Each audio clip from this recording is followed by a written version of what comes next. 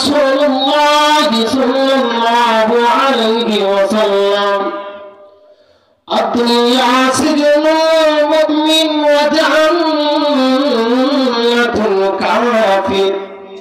أو كما قال عليه الصلاة والسلام شكر محبة بلبو بلغ العلا بكماله كشف الدجى بجماله حسنت جميع خصاله صلوا عليه وآله بلغ العلا بكماله كشف الدجى بجماله حسنت جميع خصاله صلوا عليه وآله شكر محبة درد إبراهيم أكبر بارك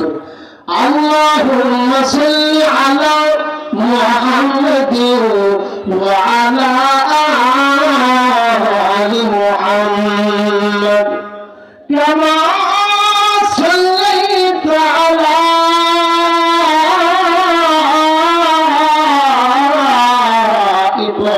إبراهيم وعلى آل إبراهيم إنك حميد مجيد اللهم بارك على محمد وعلى آل محمد كما باركت على إبراهيم وعلى آل إبراهيم إنك حميد مجيد الحمد لله আজকে সাটুরিয়া বেঙ্গুরা কেন্দ্র জামি মসজিদের উদ্যোগে বিশাল বড় মাহফিলে আল্লাহ তাআলা বিভিন্ন প্রকারের মুসিবত থেকে ছাড়াই বাঁচাই করে বিভিন্ন প্রকারের অশ্লীল কাজ থেকে হেফাজত করে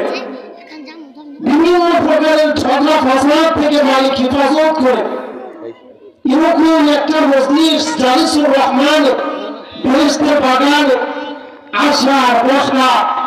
এবং দু চারটা কথা বলার এবং শোনার তৌফিক দিয়েছে। এজন্য আমরা সেই মালিকের জন্য আমাদের সেই সৃষ্টিকর্তার জন্য আমরা দিল থেকে শুকরিয়া আদায় করি। সকলে আমরা দিল থেকে বলি আলহামদুলিল্লাহ। রাসূল সাল্লাল্লাহু আলাইহি ওয়াসাল্লাম তার হাদিসের মধ্যে বলে যে আমার সাহাবারা রে ইয়া সাহাবা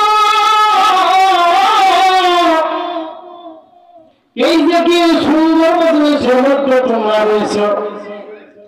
এরকম মজলিসের মধ্যে যখন বসো